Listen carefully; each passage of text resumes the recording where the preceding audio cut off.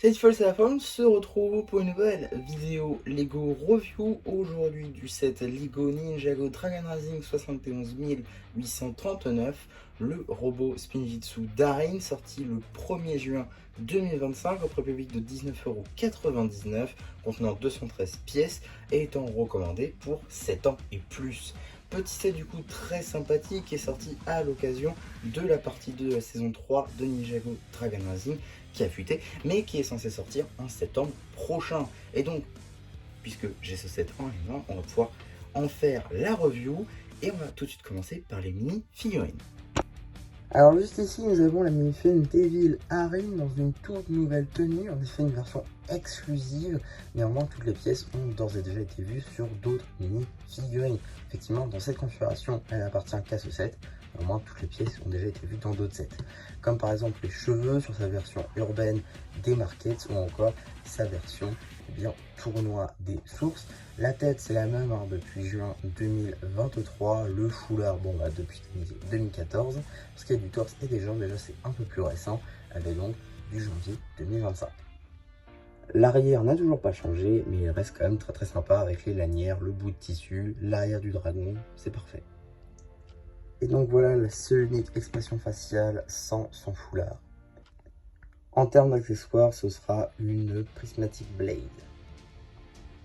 Bébé Rayou. Voilà, c'est Bébé Rayou. Moule de juin 2023. Qui n'a pas grandement changé, une nouvelle version pas du tout.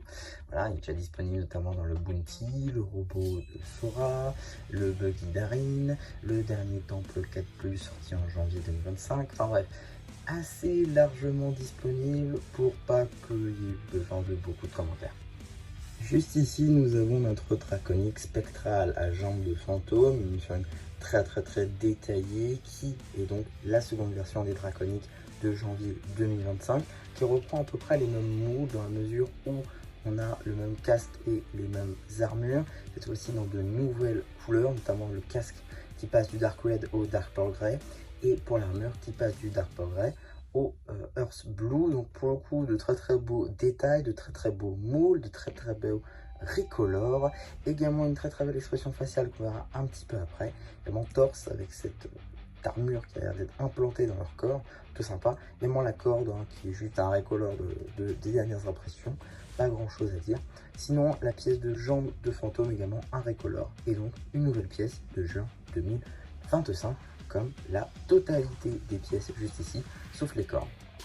Grande corne juste ici, comme la chaîne de tir de mars 2025, mais cette fois-ci en déclinaison rouge et qui sont portées par tous les draconiques. J'ai donc retiré l'armure, le casque pour puisse apercevoir les impressions arrière, notamment sur le torse, avec ces armures toujours, hein, les écailles qui sont représentées aussi très sympa.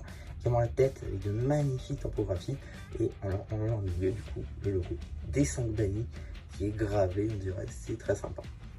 Également l'impression de la tête avec du Dark Azure sur de l'aqua, ça passe très bien, j'adore.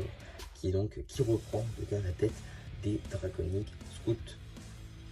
En termes d'accessoires, une épée à lame torsadée, néanmoins un petit peu différente de toutes les autres. En effet, le manche est noir, généralement le manche est gris foncé, donc voilà, petite différence avec les autres, mais sinon rien de bien exclusif.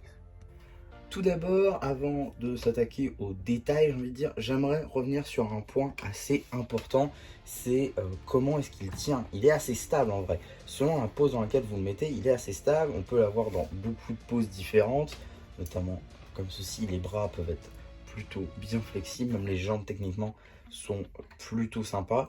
Alors, la flexibilité, selon comment vous mettez les jambes, est, on va dire, acceptable. Et bon, j'avoue, cette partie-là, par contre, elle n'est pas très solide, parce que ça retient seulement sur une accroche. Mais on peut quand même faire des petites pauses plutôt sympas. Et en vrai, je pense que ça tient. Et ouais, ça tient, hein. Ça tient presque. Ça tient, voilà, donc c'est en fait non, super stable.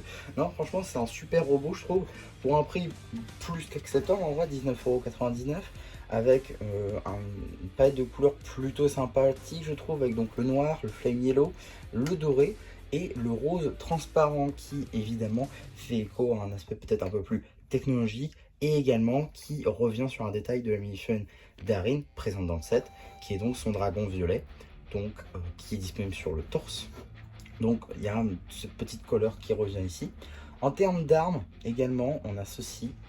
Donc voilà, petite faux juste ici avec cette pièce de jeu mars 2024 qui est donc les pièces de crochet d'escalade, plutôt sympathique pour faire une faux. Effectivement, ça marche plutôt bien, je trouve. Donc à ce niveau-là, j'aime beaucoup. On peut évidemment la replacer dans la main. Et de l'autre côté, on a une petite épée, plus que sympathique également. Peut-être un peu petite, c'est vrai, peut-être un peu petite, mais qui forcément peut être un peu agrandie avec la faux, qui elle n'est pas canon, contrairement à l'épée qui elle l'est. Donc voilà, plutôt sympa à ce niveau-là, qu'on puisse quand même un petit peu l'agrandir, malgré sa petite taille. Ensuite, ce qu'on peut noter également, ce sont les petites ailes à l'arrière, petits...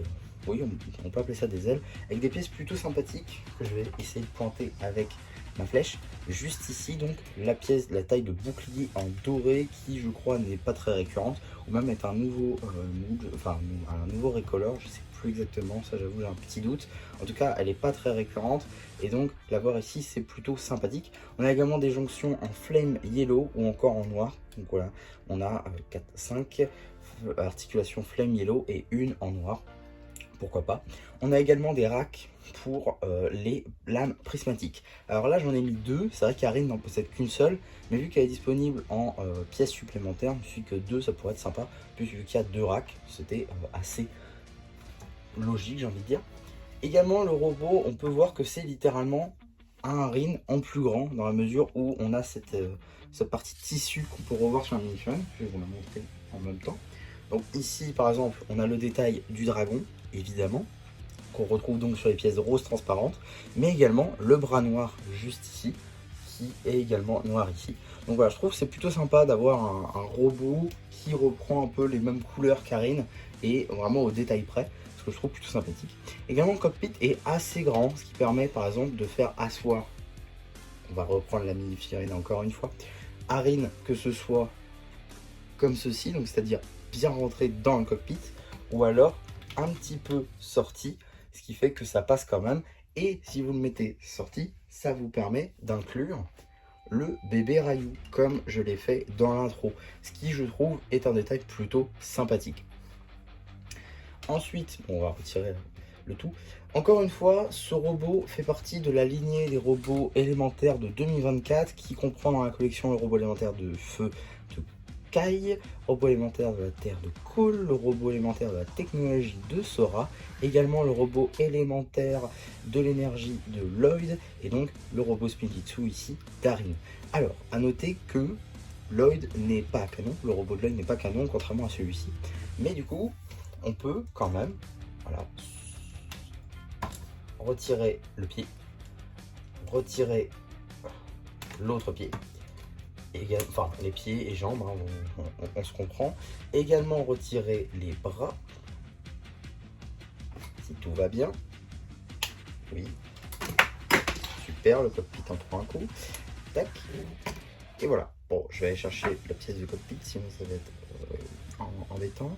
Ok, donc voilà un peu ce qu'on pouvait dire là-dessus. En gros, les robots élémentaires peuvent aller avec celui-ci, puisqu'on a plusieurs morceaux, c'est-à-dire pieds, jambes, torse, bras de chaque côté. Donc voilà, ça c'est plutôt sympa, je trouve. C'est une fonctionnalité supplémentaire, surtout si vous avez les précédents. Ça peut être plutôt sympathique de pouvoir mêler celui-ci, en sachant que celui-ci est canon, comme les 3 premiers que j'ai cités, car oui, Lloyd n'est pas canon, évidemment, basé sur un concept art qui aurait dû à la base être un mecha de Nia.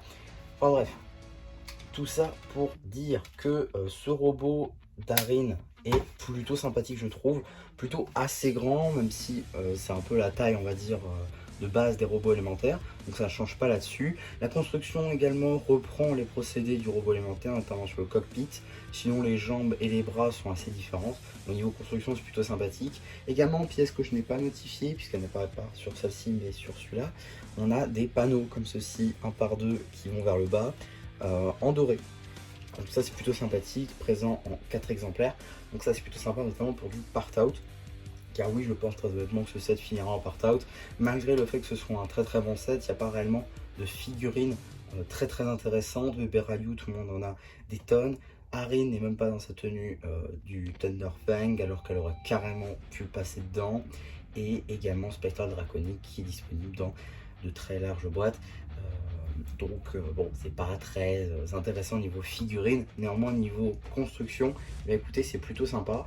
Et pour 20 €, ça remplit entièrement sa fonctionnalité qui est d'être plutôt un jouet qui se suffit à lui-même. Et personnellement, je trouve que ce sont les meilleurs sets. Et même si évidemment, faire des dioramas avec plusieurs sets est également très sympathique, mais dans une période où c'est un petit peu compliqué d'acheter tout le temps du Lego, avoir des jouets qui se suffisent à eux-mêmes, c'est très très sympa. Et on a encore un exemple avec ce robot. Donc voilà pour ma review de ce set, j'espère en tout cas que ça vous aura plu. Surtout n'hésitez pas à me donner votre avis, que ce soit sur ma vidéo ou sur le set en lui-même. N'hésitez pas aussi à liker la vidéo, à vous abonner. Et voilà, bah du coup c'est déjà plus. Je vous dis bye bye.